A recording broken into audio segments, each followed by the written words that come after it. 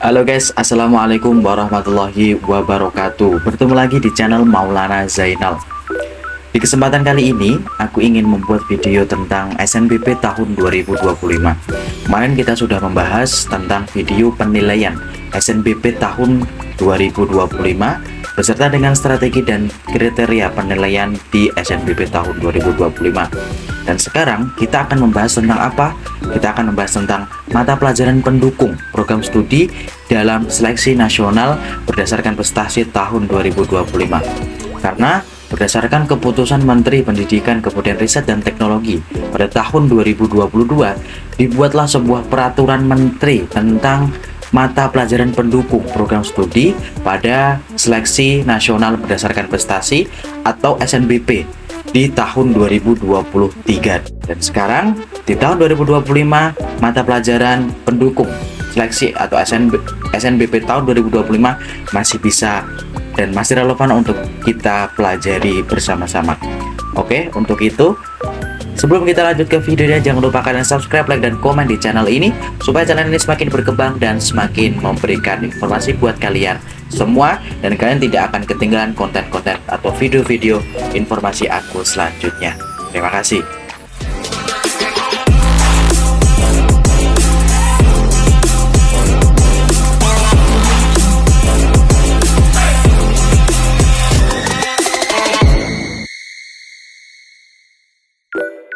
Oke guys, di video kali ini kita akan membahas tentang seleksi nasional berdasarkan prestasi atau SNBP tahun 2025 tentang mata pelajaran pendukung program studi pilihan kalian semua.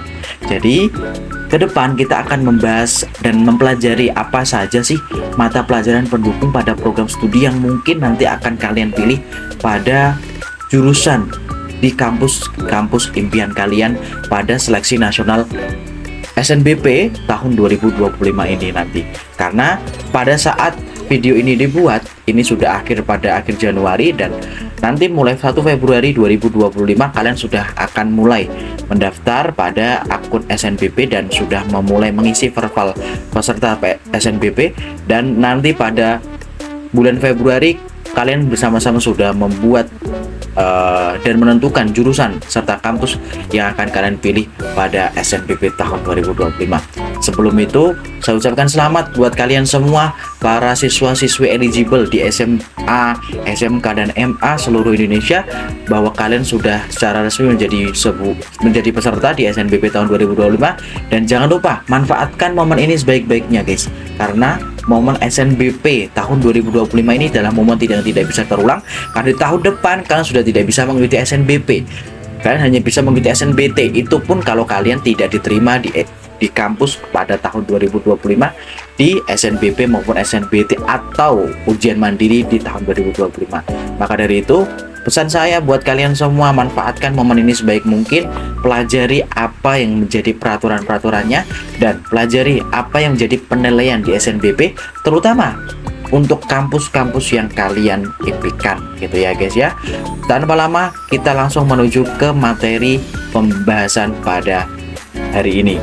Oke guys, menurut keputusan Menteri Pendidikan, Kebudayaan, Riset dan Teknologi Republik Indonesia nomor 345/M/2022 tentang mata pelajaran pendukung program studi dalam seleksi nasional berdasarkan prestasi. Jadi pada tahun 2022 sudah ditentukan, sudah dibuat sebuah peraturan tentang mata pelajaran pendukung program studi atau jurusan dalam seleksi nasional berdasarkan prestasi atau seleksi masuk kampus menggunakan jalur SNBP. Dan tentunya di tahun 2025 ini peraturan ini masih relevan untuk kita pelajari bersama-sama guys, karena nanti pada dasarnya setiap penilaian itu memang bergantung pada kampus masing-masing, dan tidak ada salahnya apabila kita mempelajari mata pelajaran pendukung program studi untuk poin plus pada penambahan atau pada penambahan penilaian di SNBP di tahun 2025 nantinya. Jadi pada peraturan ini itu diputuskan Yang pertama itu adalah menetapkan mata pelajaran pada jenjang pendidikan menengah yang merupakan mata pelajaran pendukung program studi sebagaimana tercantum dalam lampiran yang merupakan bagian tidak terpisahkan dari keputusan menteri ini. Kemudian yang kedua, mata pelajaran pendukung sebagaimana dimaksud pada diktum ke-1 yang ini merupakan salah satu komponen seleksi nasional berdasarkan prestasi atau SNBP namanya guys ya. Kemudian untuk ketiga, mata pelajaran pada jenjang pendidikan menengah sebagaimana dimaksud pada diktum pertama merupakan mata pelajaran yang terdapat dalam kurikulum Merdeka dan kurikulum 2013. Jadi buat kalian semua nggak usah khawatir, kalian yang masih menggunakan kurikulum 13 ini tuh masih relevan guys, buat kalian bisa mempelajari peraturan ini untuk bukti dukungan di mata pelajaran dukungan pada pemilihan program studi nantinya. Jadi kalian yang menggunakan kurikulum Merdeka maupun kurikulum 13 itu masih bisa menggunakan peraturan menteri ini gitu ya. Kemudian yang keempat, salah satu komponen seleksi nasional berdasarkan prestasi sebagaimana dimaksud pada diktum kedua dihitung berdasarkan nilai rapor paling banyak 2 mata pelajaran pendukung program studi yang dituju, portofolio dan atau prestasi dengan rentang bobot penilaian 0% sampai dengan 50%. Guys, maksudnya adalah bahwa peraturan menteri ini tentang mata pelajaran pendukung itu nanti di setiap program studi itu nanti hanya bisa diisi maksimal dengan 2 mata pelajaran pendukung. Jadi tidak boleh lebih dari 2 mata pelajaran pendukung, paling banyak 2. Kalaupun 1 itu paling sedikit 1 mata pelajaran pendukung. Tapi di peraturan ini paling banyak itu ada 2 mata pelajaran yang bisa mendukung program studi kalian. Selain itu, selain mata pelajaran pendukung ada juga yang namanya portofolio maupun prestasi. Ya, prestasi artinya di luar nilai mata pelajaran. Artinya prestasi itu bisa prestasi yang relevan dengan program studi atau jurusan yang nanti kalian pilih gitu ya guys ya. Kemudian untuk rentang bobot penilaian itu 0% sampai dengan 50%. Ini artinya apa? Artinya ini diberikan kekuasaan atau keleluasaan, panitia tuh memberikan keleluasaan kepada setiap kampus atau bahkan kepada semua kampus untuk membuat rentang bobotnya itu masing-masing. Jadi kampus mungkin ada yang membuat rentang bobot penilaian pada mata pelajaran pendukung itu dibuat 50%. Jadi 50% dari 100% itu nanti berdasarkan nilai SNBP. Untuk SNBP itu 50%-nya itu bisa digunakan, kampus tersebut bisa menggunakan untuk 50%-nya sebagai bobot nilai di mata pelajaran pendukung gitu. Atau ada yang hanya menggunakan 30%, atau ada yang menggunakan hanya 10%, dan bahkan ada yang bisa menggunakan hanya 0%. Artinya ketika kampus tersebut menggunakan bobot penilaian pada mata pelajaran pendukung 0%, artinya kampus tersebut tidak begitu memprioritaskan tentang mata pelajaran pendukung. Jadi tetap ya guys ya, tidak semua kampus itu mempunyai aturan yang sama karena penilaian SNBP itu unik karena berdasarkan pada kampus masing-masing. Jadi buat kalian semua yang mendaftar pada program studi di kampus mana, maka perlu sekali kalian melihat atau mencari informasi tentang kampus tersebut, bagaimana sistem penilaiannya dan lain sebagainya. Siapa tahu kalau kalian mendapatkan kampus yang di situ memberikan bobot penilaian pada mata pelajaran pendukung itu lebih dari 40%, artinya malah sampai 50%. 50% itu maksimal ya, sampai 50%, maka itu menjadi poin plus buat kalian apabila kalian menentukan program studi berdasarkan mata pelajaran pendukung. Itu maksudnya guys ya, untuk peraturan yang keempat. Kemudian yang kelima, komponen dalam seleksi nasional berdasarkan prestasi sebagaimana dimaksud pada diktum kedua, termasuk kriteria dan penetapan hasil kelulusan seleksi nasional berdasarkan prestasi pada program peminatan matematika dan ilmu pengetahuan alam atau MIPA, kemudian ilmu pengetahuan sosial dan bahasa yang menggunakan kurikulum 2013 ditetapkan oleh perguruan tinggi negeri. ya guys. Jadi ini masih relevan untuk kurikulum 2013 maupun kurikulum Merdeka, ya. Kita masuk ke dalam lampiran peraturannya. Lampiran peraturan di sini mendata tentang daftar mata pelajaran pendukung program studi. Jadi di sini nanti ada rumpun ilmunya, kemudian ada kelompok program studinya, kemudian ada mata pelajaran pendukung program untuk kurikulum Merdeka, dan ada mata pelajaran pendukung program studi untuk kurikulum 2013. Buat kalian semua, diperhatikan pelan-pelan, kemudian dilihat, dan nanti setelah kalian melihat video ini, kalian langsung melihat rapor atau nilai rapor kalian masing-masing untuk kalian pelajari kembali apakah sudah sesuai dengan nilainya. Artinya nilainya apakah sudah mengalami peningkatan pada mata pelajaran pendukung tersebut. Apabila tidak, maka saya sarankan untuk segera berkonsultasi dengan guru BK ataupun orang tua kalian masing-masing, ya. Yang pertama tentang rumpun ilmu humaniora. Yang pertama ada kelompok program studi seni. Buat kalian para anak-anak seni, untuk mata pelajaran pendukung di kurikulum Merdeka ada seni budaya. Kemudian di kurikulum 13 ada seni budaya. Kemudian yang kedua ada sejarah. Mata pelajaran pada kurikulum Merdeka yang mendukung adalah sejarah. Kemudian di kurikulum 2013 ada sejarah Indonesia. Kemudian program kelompok linguistik, ya. Ada di kurikulum Merdeka itu ada 2 mata pelajaran, bahasa Indonesia dan atau bahasa Inggris. Untuk kurikulum 13 bahasa Indonesia dan bahasa Inggris sama, guys, ya. Kemudian sastra dan susastra dan atau sastra, ya.